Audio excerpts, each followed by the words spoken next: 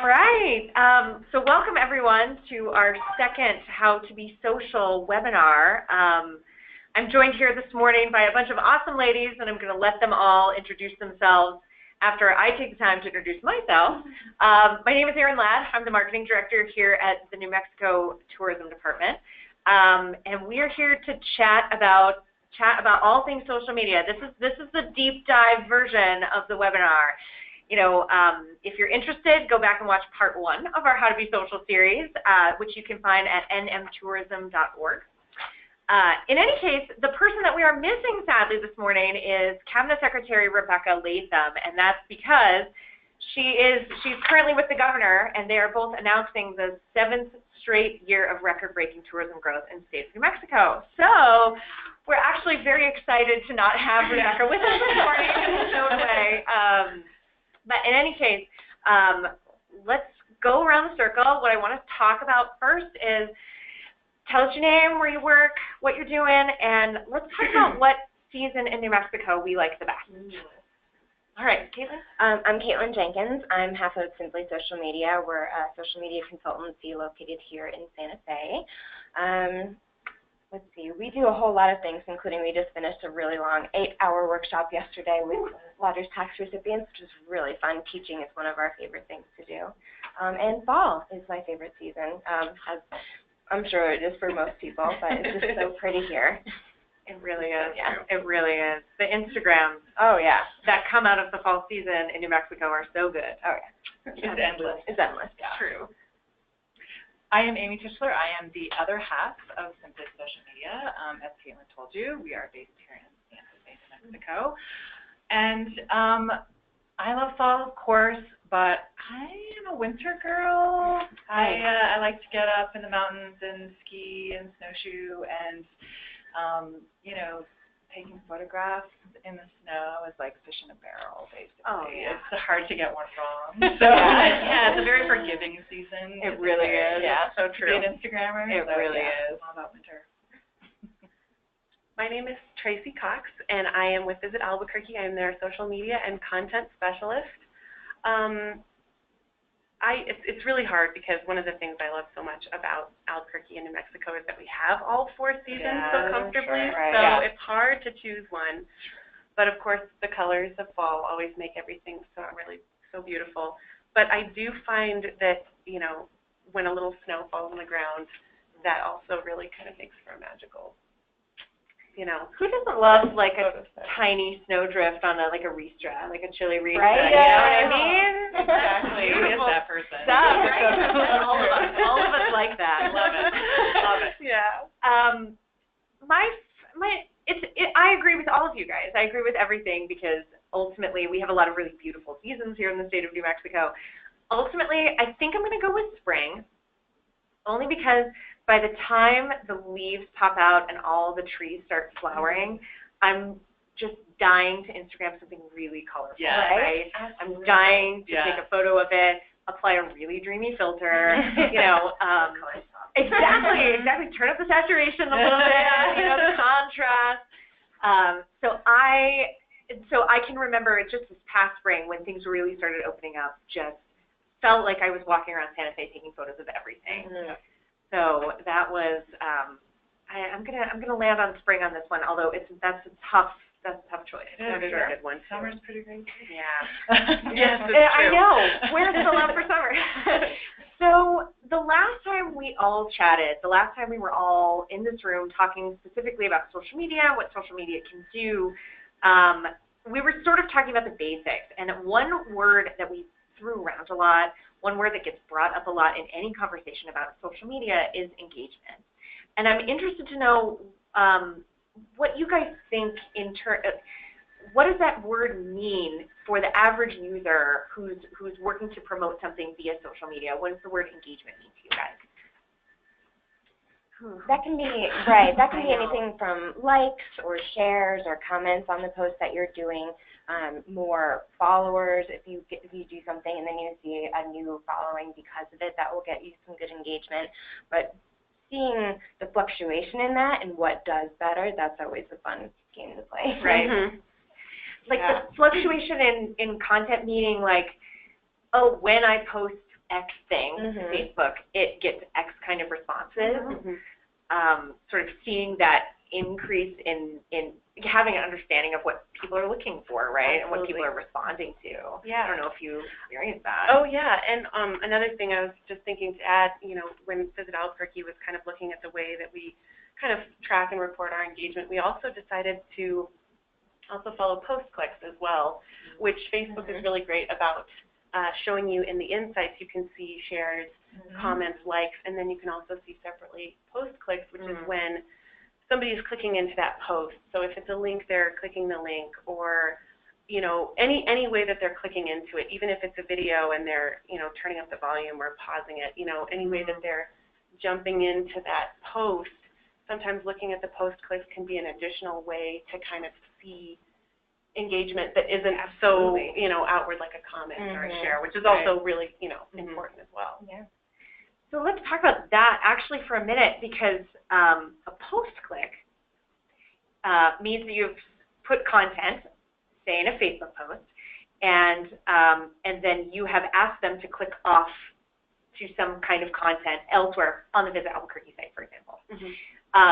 In terms of engagement, from a marketing perspective, we're talking about a pretty valuable engagement in a post click. I mean, a like is a great thing. It's a super good indicator in my mind. Feel free to disagree. It's a super good indicator that what you're doing has value to someone and someone has stopped to take a minute. But a post click is like someone has stopped to take another minute or another several minutes to look at the breadth of your content online. Absolutely. So can anybody chat a little bit about the sort of hierarchy of engagement? And it is a little bit different per social network, I realize. Yeah, I feel like the like is a good indication. Yes. But the next level is the comments, because then they had to stop on that post and actually have something to say about it, good or bad, of course. And then there's the share, which means they're basically putting it out on their networks, and a share is a form of an endorsement most of the time. Right, that's so true. And then the post-click is that extra level of not only do I really enjoy this post here, but I want to dive deeper into it and see what it is that, this is all about. And I'm going to go out of this platform to do that. Right. Right. And it can kind of help you continue your message further. You can, drive traffic to your website. If you are, you have content on your website you can share. You can connect to somebody that maybe would find you on social media that would have never found your website otherwise. You're reaching in a different way and kind of extending your message, your mission, your content really in a different way and in a more accessible way through social media. Right. Yeah. And driving people back to a website or to, typically speaking, your average off Facebook, for example, traffic is going to go to a website. Say to newmexico.org. We have some kind of content that's seasonally relevant and will help you plan your next trip. And we want to take you from social media onto your website, our website, where we can give you that deeper sort of understanding. So definitely from a marketing perspective, the post-click is a big indicator. And you mentioned in Facebook Insights, so maybe we should talk a minute about all this engagement, all of these metrics, all of these things that you're measuring. Facebook weights and measures them all a little bit different. So do we want to chat a little bit about Facebook Insights? Sure. I mean, I think it's a really usable tool for anyone from a small business to a large international company. It's very relevant and good information directly about each post that you do, so you can really dive down and see what it is that's resonating with your audience. In that bigger context of we're always experimenting in social media, right? Because what works this week does not work next week. Right. So I think as a small business owner, it's free. Right. Absolutely. On the platform, it's a tab that you go to at the top of the page, and you can dial down into not just the analytics about the specific posts, but about your audience, which is really important when you know who you have reached, and is that the audience that you want to reach, and how do I reach a different audience? Right. You know when they're on. I mean, it gives you times of day that people are on Oh, your yeah. page. So I mean, it's a wealth of information. It really I is. think that's a very valuable tool. really is. And again, it's free. It's Yeah. free. It's right there. It's like having a free personal assistant tracking all of the Right. statistics Right, that it you really post for is. you. It really is. And other social networks also have a version of this. Is there, in my mind, in my experience, Facebook gives you the deepest, like a very deep level insight, because Facebook carries with it a lot of data. Right. And maximum amount of data means you know where your clicks are coming from, where your audience is located. What are the other social networks doing? Instagram will actually give you quite a bit of information. If you have connected your Instagram account to your Facebook page and made it a business account, if you have more than 100 followers, you're able to see demographic info, where your followers are located, gender, age range, things like that. And that's for business or personal or both? It's a business. Business. That's a Yeah. business. You have your Instagram has to be connected to a brand. Correct. Yeah. Right. Yeah. Gotcha. Which we recommend, because those analytics are very interesting and good for reporting. Yeah. And you can do more with your Instagram account then too. You can obviously there's just that one clickable link in the Instagram bio. But if you have an Instagram business account, then you can have a separate place where they can either call you or you can direct them to an email. So there's other options with the business account that makes it desirable. Well, and I know there's also kind of additional tracking within Instagram as well. I know if you are wanting to use the Stories application, once you've published a story, if you swipe up from that, you can kind of see a breakdown of how many people are looking at your story, who's looking at your story, how many times they've swiped away from it. And granted, you need to kind of stay a little more on top of that and be, you know, that story goes away within 24 hours. Right. You got to capture that that screenshot of those analytics before it goes away, but those are also really valuable ways to see how your stories are doing. Yeah. And I want to get into that, and I think it's worth mentioning now, because we're getting so in the weeds, right? Like, we're really getting into analytics and how to drive performance and all these things. I wanted to put it out there that if anybody watching this webinar has any questions, you can tweet at us at NM Tourism, or you can shoot us a text, and we'll be happy to answer your questions. The number that you can text to is 505-469-2615, and my incredible colleague Eric Thompson is helping us out on this today. He's awesome. So if you guys have any questions whatsoever, we'll be happy to sort of field those, especially because we're really breaking it down. Okay, so you have these analytics. You have these analytics, particularly for something with Instagram Stories, which is such an ephemeral. By its nature, I mean, that's the thing that's great about it, right? It has this ephemeral nature. It doesn't live for very long. So you have these analytics. What do you do with them? Where do you start to figure out how to use a great analytics product on the back end of something like a Facebook or an Instagram and use it to improve your social media performance? I mean, you can go crazy. Yeah, a crazy question. It's so big. It's the bottom of all social media marketing. Time, you know, really diving in deep and Nitpicking. I mean, I think that the way we use it most commonly is to get an overall picture of what is happening on any given week or month, and really just seeing, again, it goes back to that experimentation. Like, oh, we tried this thing, and that did not work. Sure, right. Oh, we didn't think this thing would work very well, but wow, everyone is super engaged with it, and it can surprise you. So just kind of to get a big overall picture of what it is that's resonating with your audience is, I think, really valuable. Because you can, again, talking about weeds, you could spend days. For sure. You could spend a whole career. Literally a whole career looking at social media analytics. Absolutely. Well, and you can also, within those insights and those analytics, you can also select date ranges. So say you have a particular event, or maybe it's not an event that you're throwing, but something else that's big that's happening in the area, or something that's kind of related to you. You can specifically select those dates within the insights to see how engagement changes during that time period. And you can kind of learn how to maybe cater your message in the future during events like that to better access those followers and viewers. Yeah, absolutely. We'll take advantage of that excitement too around that event. Yeah, right? exactly. There are amazing things happening in New Mexico. Oh yeah, Amazing Put it out there, happening like, in New Mexico. Constantly. Yeah. Yeah, so to capitalize and take advantage of that excitement and momentum that is built around that, I think that's a great way to utilize those analytics. Yeah, absolutely. Mm-hmm. With something like a new product like Instagram Stories, where the reporting is a little, not only do you have to screenshot it, and it has to be sort of in the moment. So for an explainer, just to get to the bottom of what Instagram Stories is.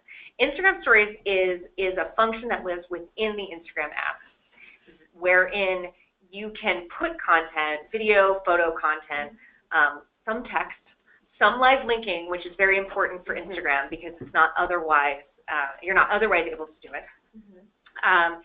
And it only lasts for 24 hours. It lasts to all your followers. It's accessible to all your followers, but only for 24 hours. So what do you guys think the business case is for Instagram Stories? It's new. It's been within the last year, less than a year, I believe, Instagram Stories. And they are available on Facebook as well, but I would say the primary use case in many cases is Instagram. Definitely. What's the business case for a destination or a small business using something like an Instagram Story?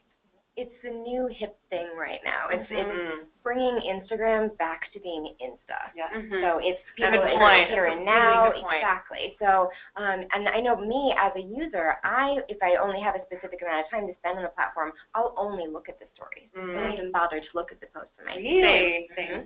So it's that's a growing trend. Yeah. Yeah. So it's I spend my interesting. time there because I know I only have 24 hours to see this particular content. And so I prioritize that. I think, well, I can go through the feed and look at the, the posts that are not going anywhere later. But this is the here and now. This is, more of a live experience, and I want to catch it before it goes away. So are all of you guys using Instagram Stories for business? Yes.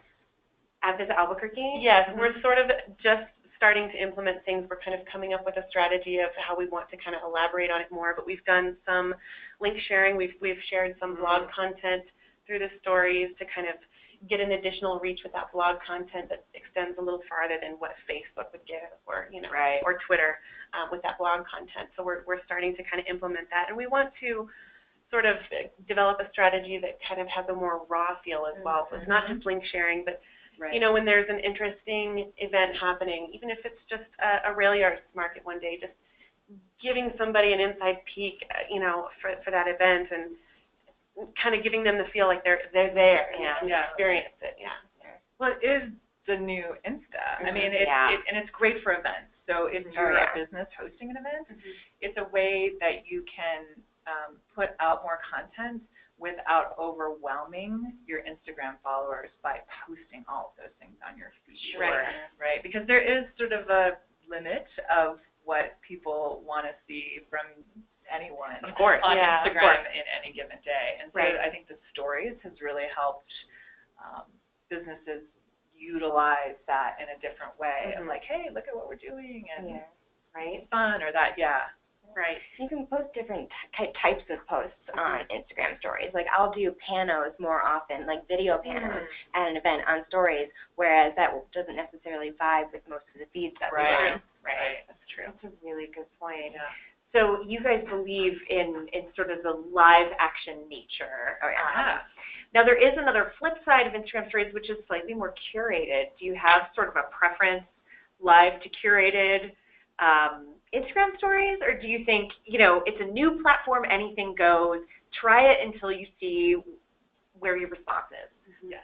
That's Answer my question. I mean, but there's also different needs for it. So sometimes when we're hosting an event and we want to make sure that people see our latest post that gives the information about that event and how they can attend, we'll also do a corresponding story saying, hey, see our latest post.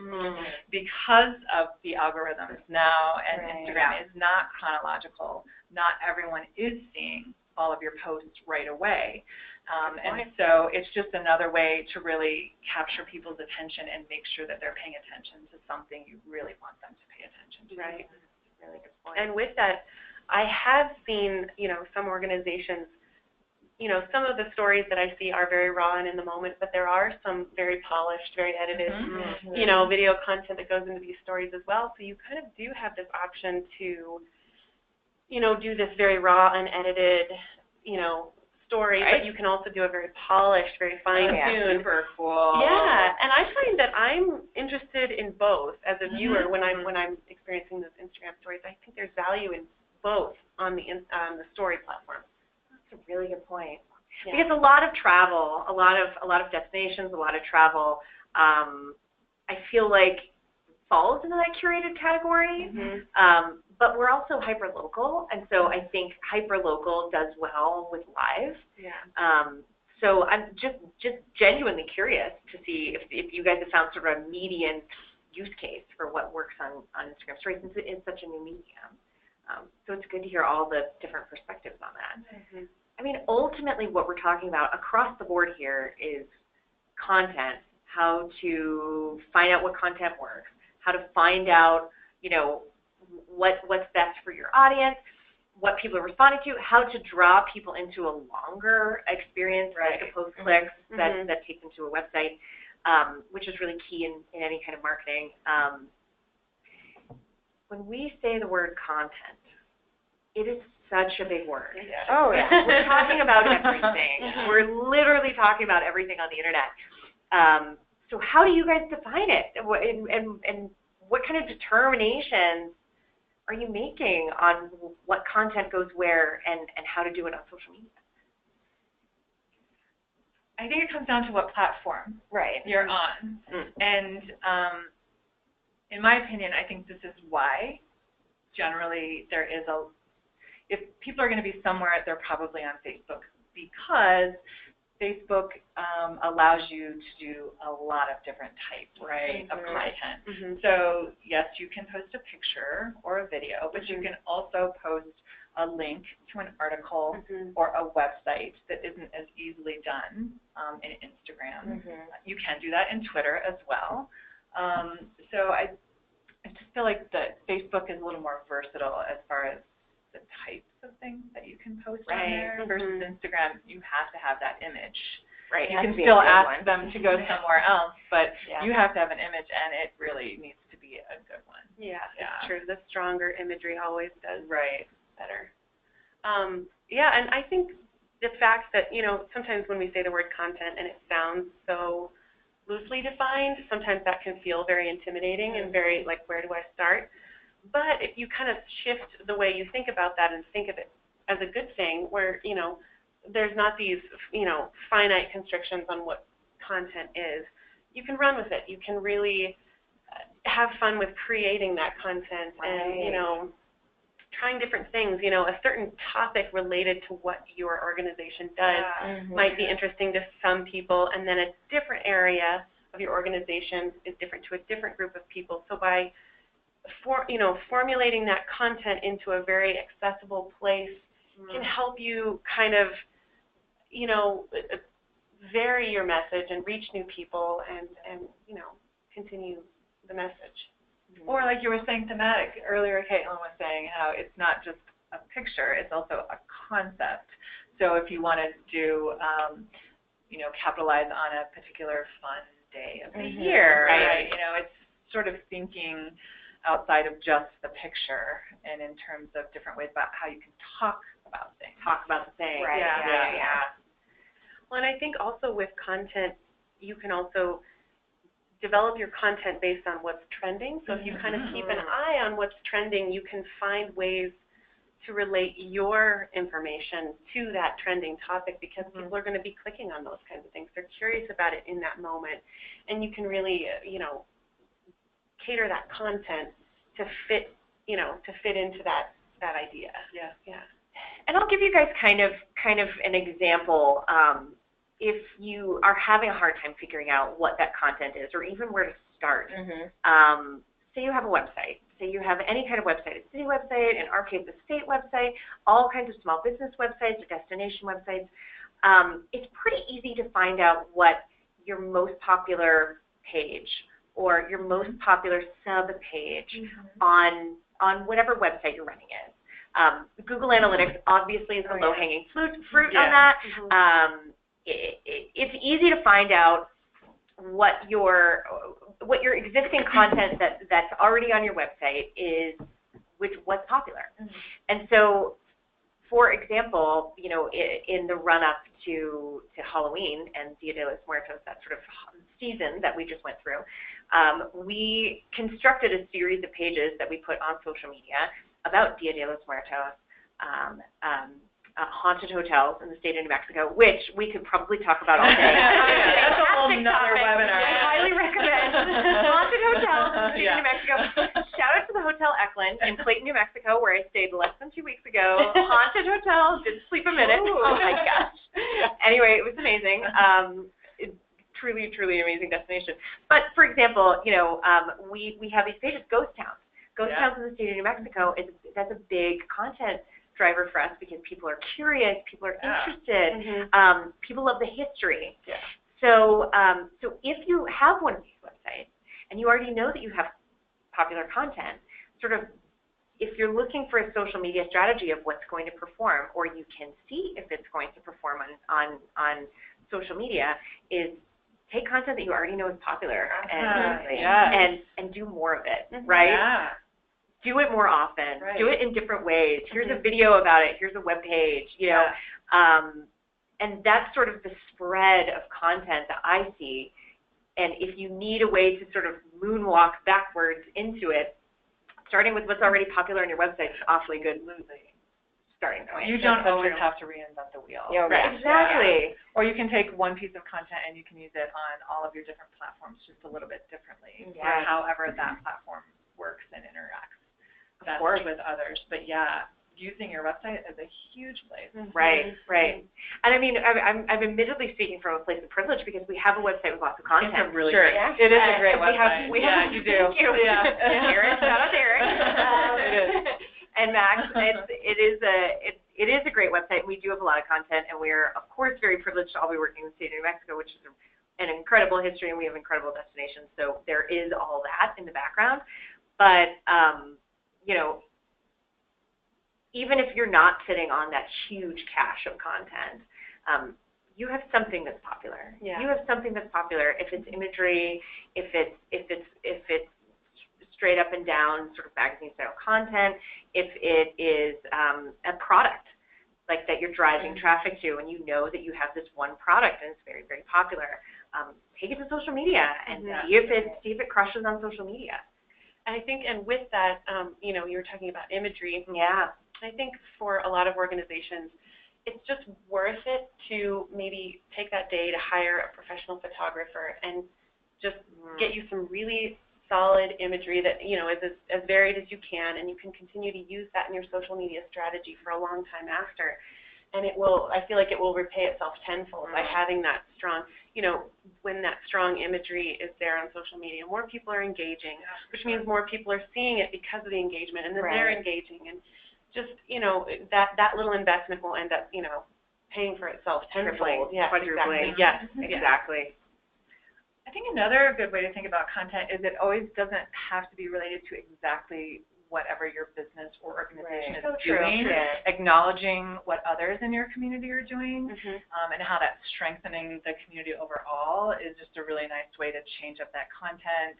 You know, cross-promote, which is also a great use of social media. I mean, you know, you could share the fact that tourism for the 7th year in a row. You know, but all those kinds of things that happen, we're all interconnected. Right. And that really also builds, your own community on social media. Absolutely. And strengthens those bonds. Absolutely. Like, for example, if you're, say, a brewery, and you know that there's this unrelated event happening in the area or something like that, you have that content. Because in a way, if people are going to be attracted to that event, you know, they might also be, you know, it can tie back to your brewery, bring those people there after the event, or, you know, something along. Absolutely, connecting those dots. Or if you're trying to target the same audience. The same audience. Absolutely. so you make those connections, and those are not super obvious to make. Again, I think it's important that we talk about the very important process of failure in social media. Yes. Failure sounds like a horrifying word, but I think it's important to say it out loud. It's important to say not everything works on social media. Oh, yeah. Even when you're good at social For media, even when you've been doing it a really long time, it can be really hard.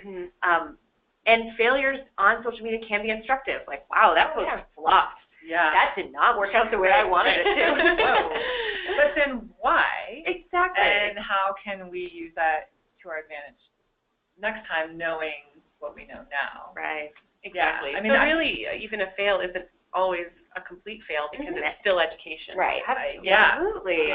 9 times out of 10, for sure, there's something you can build upon that failure and just make it better next time. Exactly. And again, experimentation, right? It's with social media, you have so many opportunities Oh, to absolutely. talk to people and have conversations with people. So yeah, if you could make everything work all the time, we bow down to you. Who is that brand? Yeah, Who is that brand? You're hired. But yeah, we all fail. Yeah. For sure. Absolutely. Every single one of us.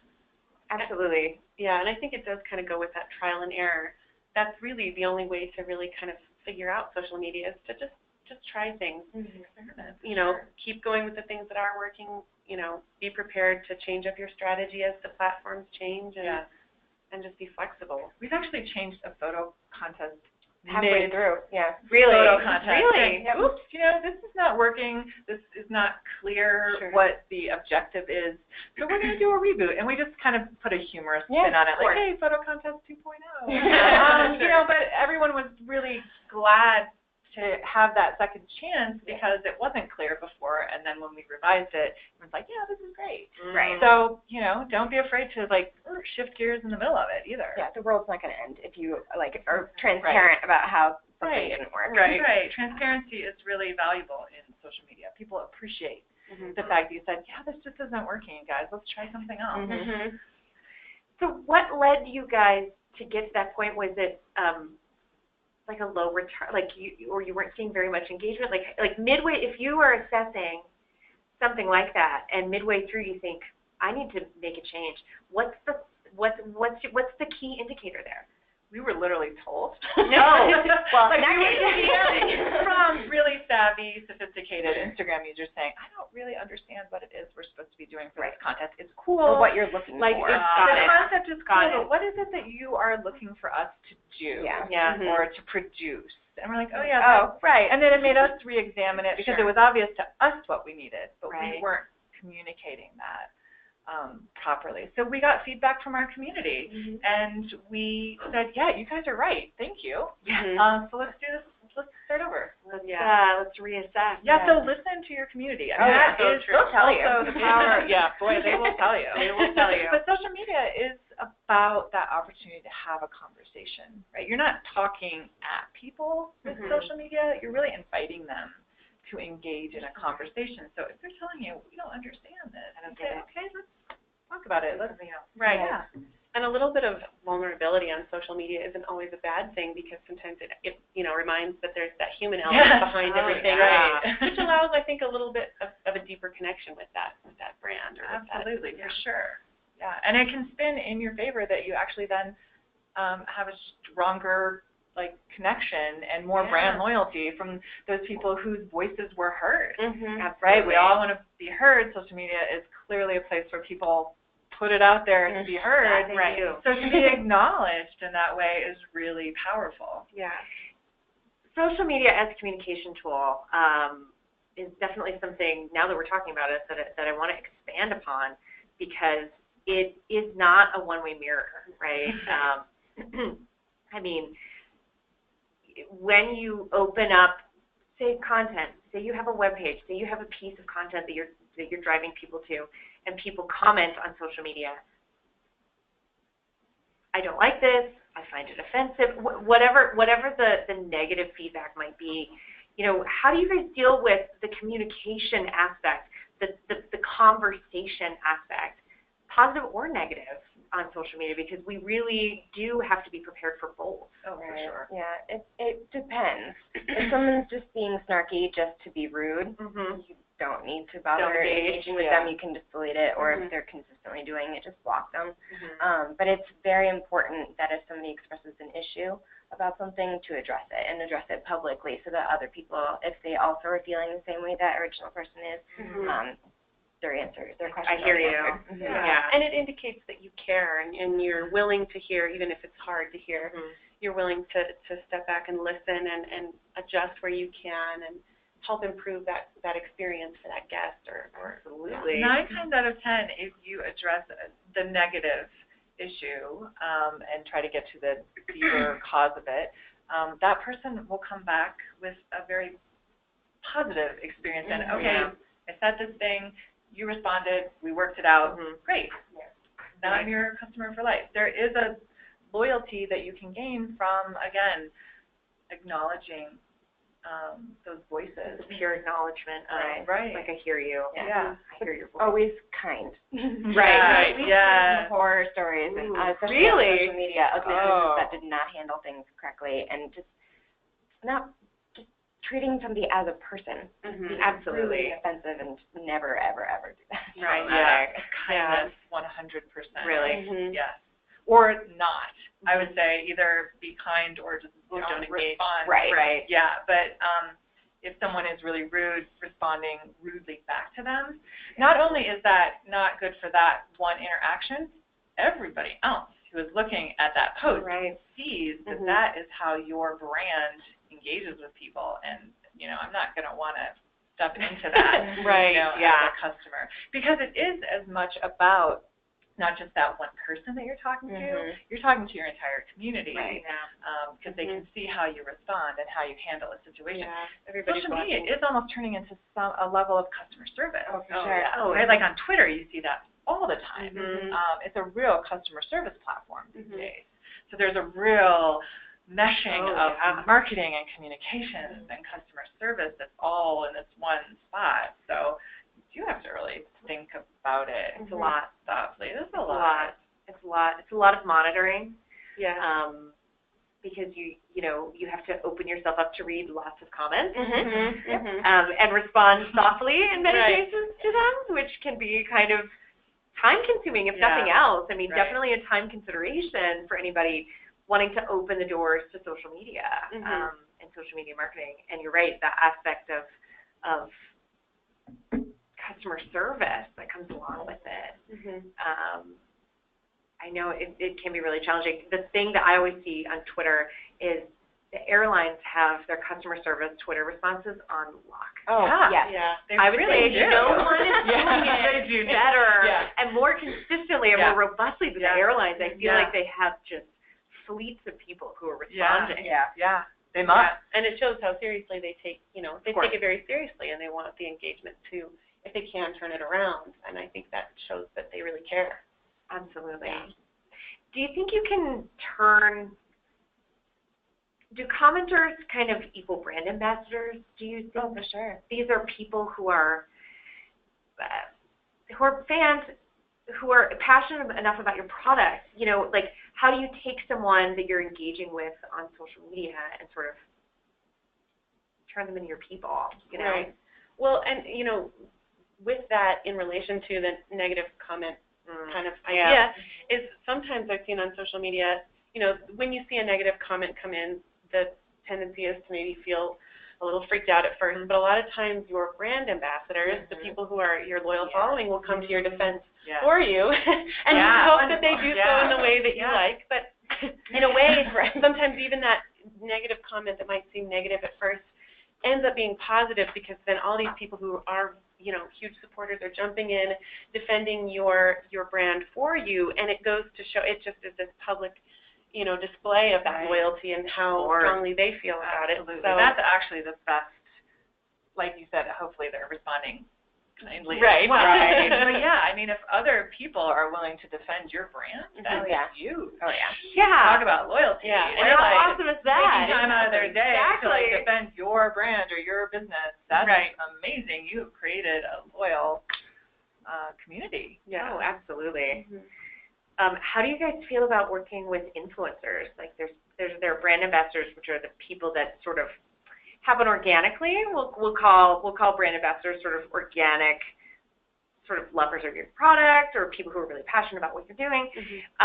Influencers on many levels are people that you tap to become those brand ambassadors for a short amount of time, for a long amount of time, whatever ends up working.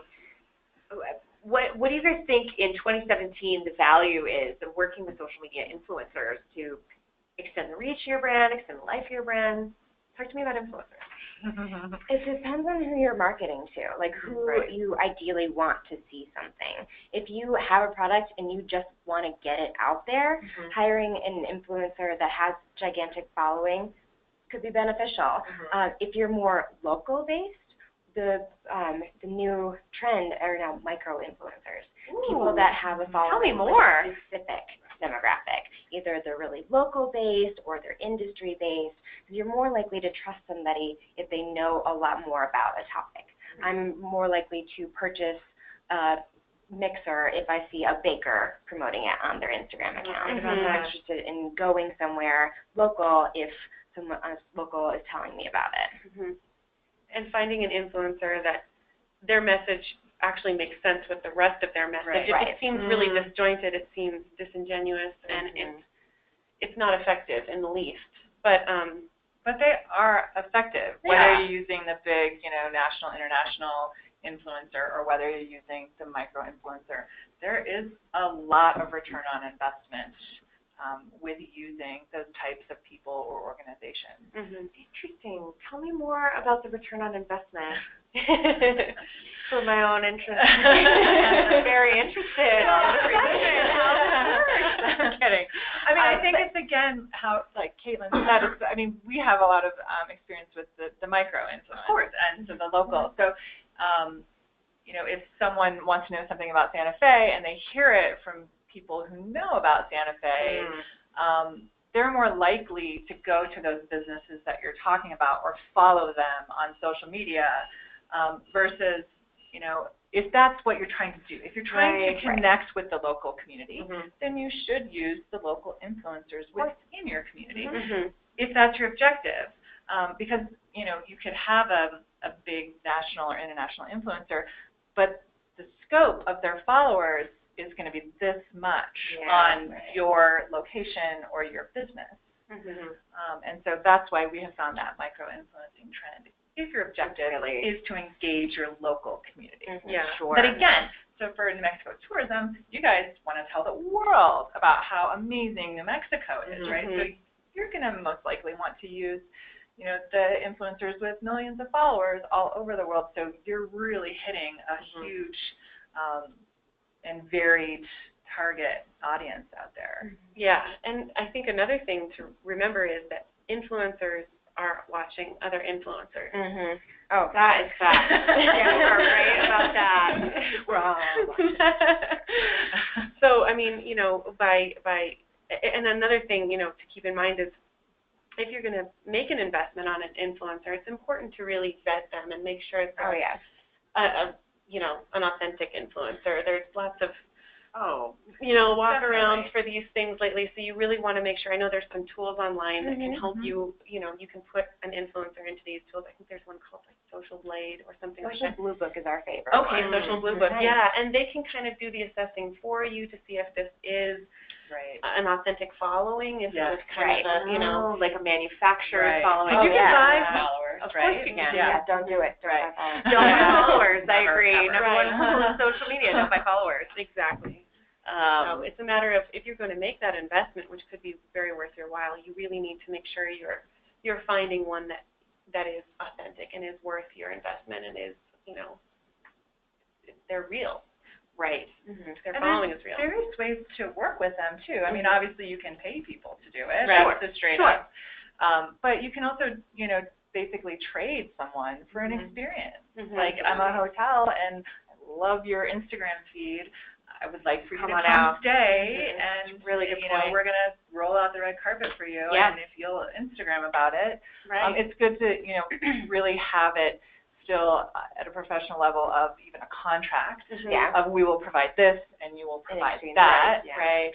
But it get doesn't that always point. just have to be, you know, the hard cash of currency. True. Yeah. I know Visit Albuquerque in 2016 did an influencers tour where, you know, we brought in several influencers, you know, took care of everything for them, so they had that experience, and then they were able to, we created a hashtag specific to that influencer trip, and then we were able to follow the reach, the engagement, the impressions based on those influencers and really track that and see what the return on investment was. Right. Which is really Yeah, there's data attached to that course. too, not just Yeah. what you see Exactly. on their platform. Yeah. Right. But there is real hard data.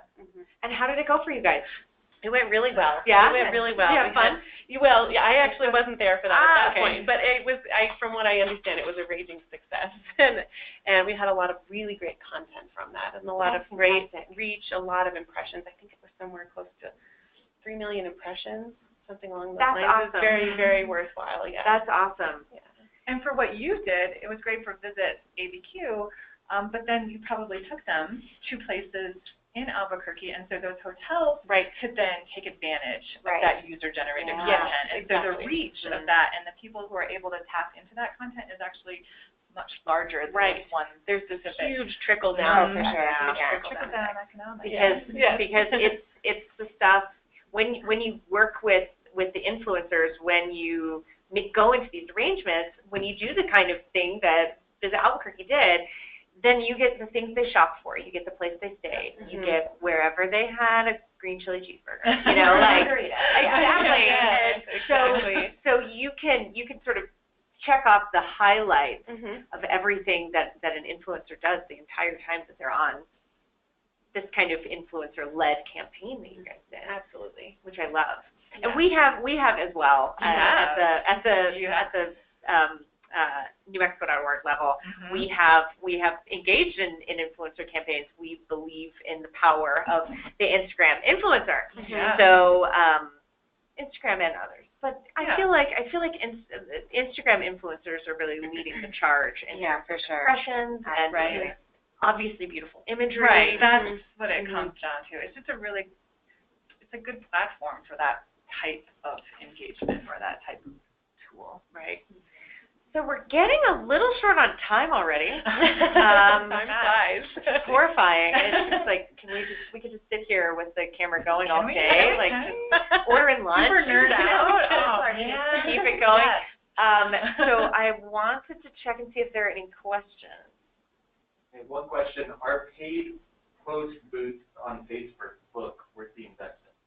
Oh, absolutely. Capital ladies, go for it. I think. Yeah, I know. All right. I think they really are worth it, even if you're not putting a lot of money towards it. You don't have to. Facebook, not unfortunately, but they are kind of a pay-to-play platform now. Say that 10 times fast. And so I think the algorithm that Facebook has come up with will pay a little closer attention to you if they see that you're putting even a small amount towards boosting your posts. And we have found with our strategy that, even just a very small amount towards boosting a post ends up, getting a lot of return on that investment. It goes a far way on Facebook. They do a great job, and Instagram as well. Yeah. And we talked about analytics that Facebook gives you and how you can track who your following is, but if you're trying to gain more traction in a specific target market, Facebook ads is definitely the way to do it. You can the geographic location of who you're trying to target, really you can be very specific or more broad, interests, behaviors. It can get creepy. It's so creepy. There is so much information so much collected. data. They allow you to target really deep into. Absolutely. But there's cool, people who are now in Santa Fe. Right. Traveling, Currently right? You could target. So if you're a restaurant, hey, come and eat at our restaurant. There's just so many ways that you can use that Facebook boost. And like Tracy said, you don't have to spend hundreds, thousands of dollars to do it. It's $1 minimum a day. Obviously, the more you spend, the more they're going to show that Right. ad. It will get you more reach. The more money will ultimately get you more $20 on a post can really do amazing. It can take you a long way.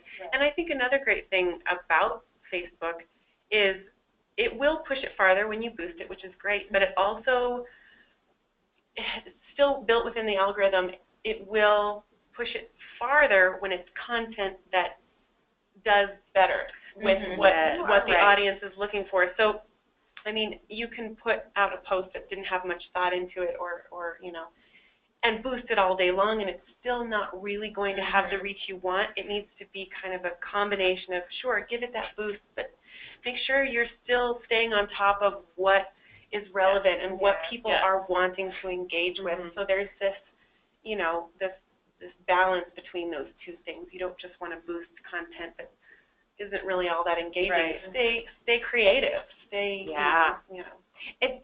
There are always two schools of thought, and I feel like Facebook has really smiled on one and really made the determination, which is, I have a message and it's not reaching enough people. I'll goose it. I'll put more money behind it, and it will, this message that's kind of not doing so great on its own will reach more people. Or you have a post that's doing pretty great on its own. It's already pretty popular. And so you goose that, get that to more followers, and then you have essentially your most popular piece of content, post, video, whatever it is, message, that's getting out to maximum number of people. It's very easy to fall into the trap of like, oh, here's a press release about a thing that we're doing, and it's not doing very well, and I'm going to put more money behind it to prop up this post that people should see. And it's an unfortunate thing that Facebook just doesn't really smile on that kind of arrangement.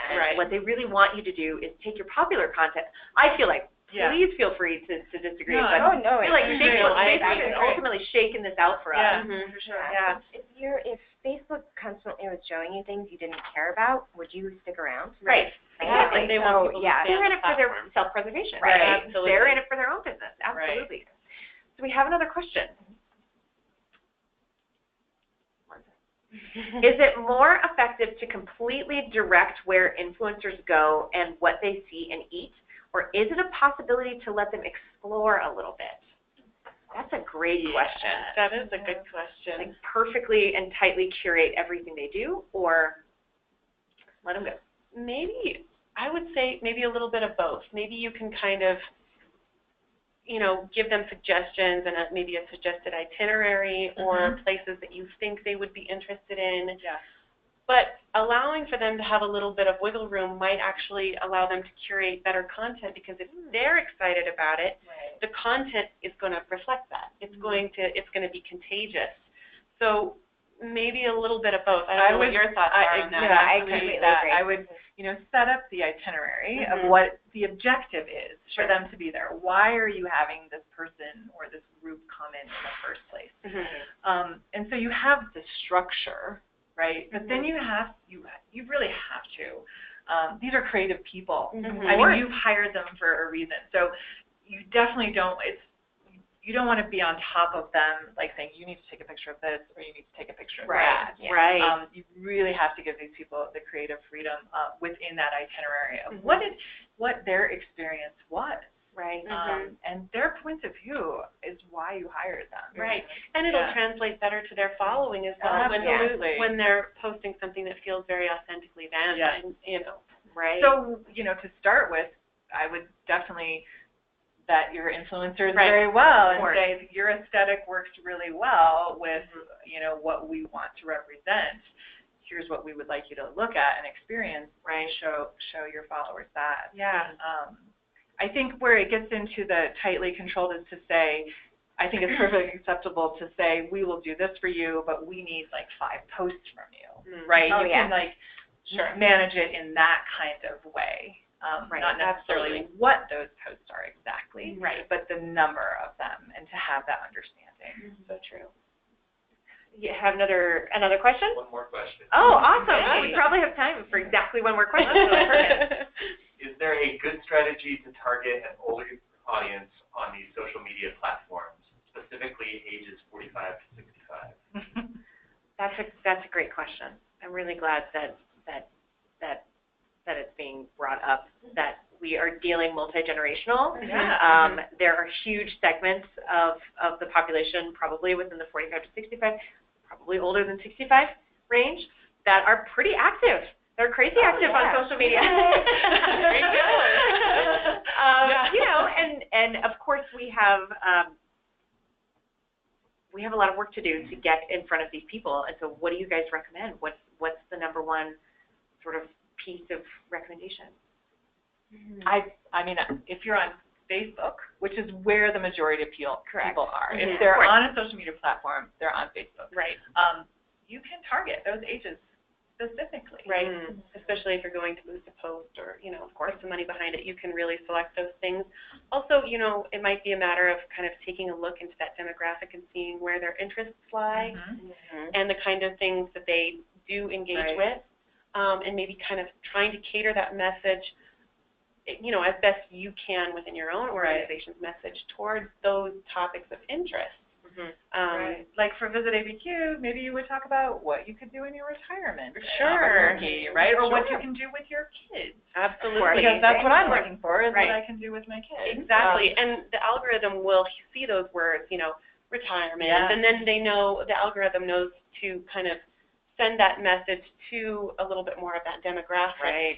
Because, I mean, their algorithm is extremely, it watches every word, every comma, everything. So you can use these words to your advantage and target an audience. Yeah, totally. definitely. That's a great way to put it, using the words to your advantage. Yeah. And I mean, this is going to sound a little bit marketing wonk of me, but I will say, for a destination, a town, an attraction, there is a lot of readily available statistics out on the internet about these particular age ranges, people who are empty nesters or moving into retirement, and what they're traveling for and what motivates them.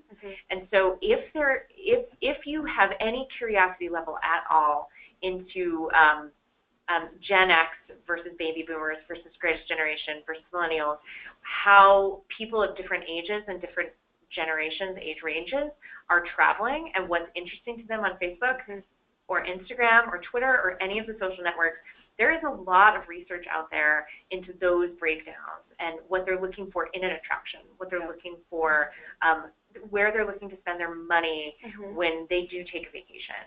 I realize that that's not particularly the most fun and the most engaging part of social media, is doing demographic research on the back end, searching through scholarly papers and looking at bar graphs. But it is, if you have any glancing interest, if you have any sort of overarching interest in how these people travel of different generations, there's a lot of information out there, and I would not hesitate to send you straight to the Google and say, like, really? Google will tell you.